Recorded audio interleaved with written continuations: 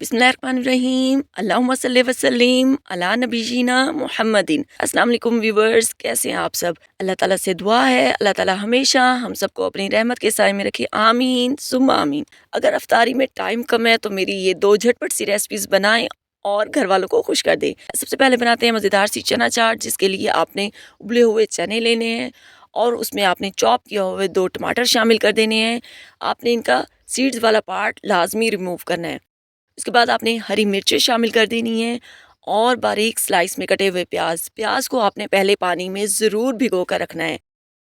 इसके बाद आपने 1 टेबल स्पून भरकर इसमें चाट मसाला शामिल करना है और हाफ टी स्पून नमक दही में शामिल करके 1 प्याली दही आपने शामिल कर देनी है। और इसके बाद आपने 1 प्याली भरकर हरा धनिया और पुदीने की मज़ेदार सी चटनी वो शामिल कर देनी है। तो बस हमारी मिनटों में बहुत ही चटपटी सी मज़ेदार सी चना चाट बनकर रेडी हो जाएगी। देखें, आपका ज़्यादा टाइम भी नहीं लगेगा और आप अच्छी सी हेल्दी सी चीज़ भी बना सकेंगी। वीडियो कैसी लगी मुझे कमेंट सेक्शन में ज़रूर बताइएगा और वीडियो पसंद आए तो प्लीज़ लाइक और शेयर ज़रूर कीजिएगा। इसके बाद चलिए बनाते हैं फटाफट से आलू के पकौड़े।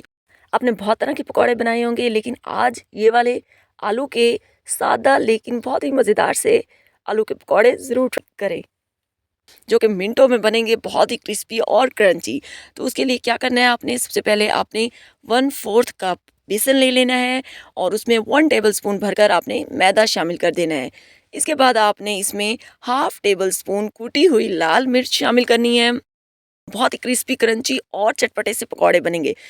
हाफ टी स्पून आपने नमक शामिल कर देना है। 1/4 टीस्पून कश्मीरी लाल मिर्च शामिल कर देनी है और 1/4 टीस्पून आपने दही बड़ा मसाला, ये मेरा होममेड दही बड़ा मसाला है जिसका लिंक मैं डिस्क्रिप्शन में दे दूंगी, आप वहाँ से चेक कर लीजिएगा।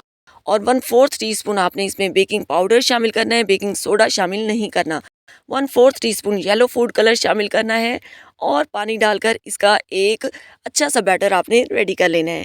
यहाँ पर 2 अदद मैंने आलू लिए और इनको मैंने इस तरह स्लाइसिस में बारीक बारीक कट कर लिया। कट करने के बाद आपने आलूओं को इस मिक्सचर में डिप करना है और इनको आपने फ्राई कर लेना है।